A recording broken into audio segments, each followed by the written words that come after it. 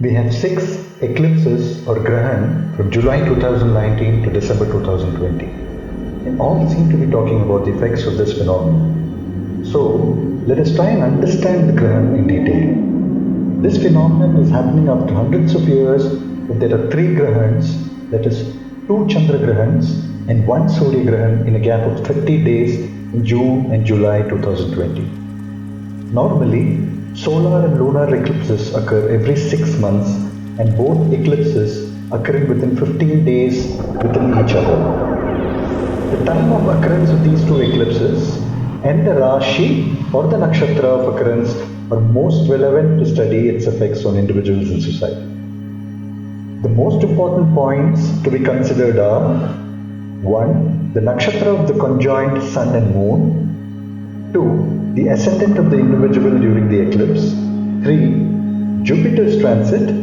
And 4th, the position of Rahu and Ketu. So how do we know if an eclipse is good or bad, or materially or spiritually beneficial for mankind? By checking the occurrence of the solar and lunar eclipse.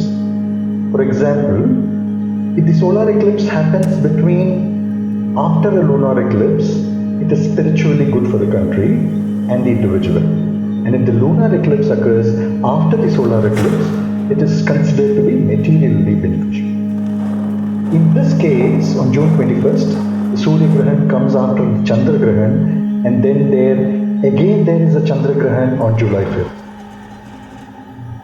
The effect will be across Africa, Southeast Europe, Asia and the Pacific. We'll be able to see at least the partial eclipse, the moon blocking a portion of the sun.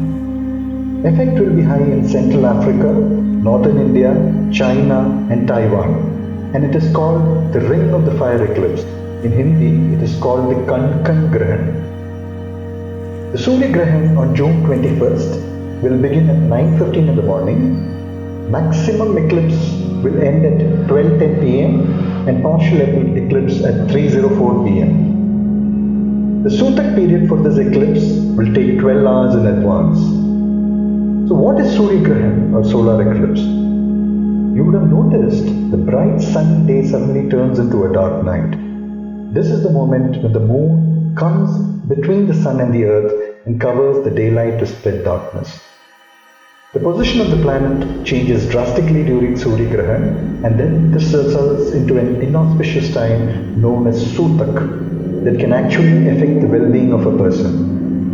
Sutak begins 12 hours before the occurrence of the Surya Grahan and ends after the completion of the Grahan. Most of us have seen that the temples remain closed during the Sutak period. So what are the do's and don'ts during the Sutak and the Surya Grahan? Try to fast. It is also advised that you do not see this phenomenon with naked eyes. You can try chanting the Hanuman Chalisa or the Sri Rama mantra whenever it is possible. Avoid too much exposure to the rays of the sun. This Surya Grahan on 21st June is happening in Mrigashira Nakṣatra at about 5 to 6 degrees range, and the effects can be felt in relationships, income, wealth, family, leading to disagreements. There are 4 or 5 rāśis that can be probably affected.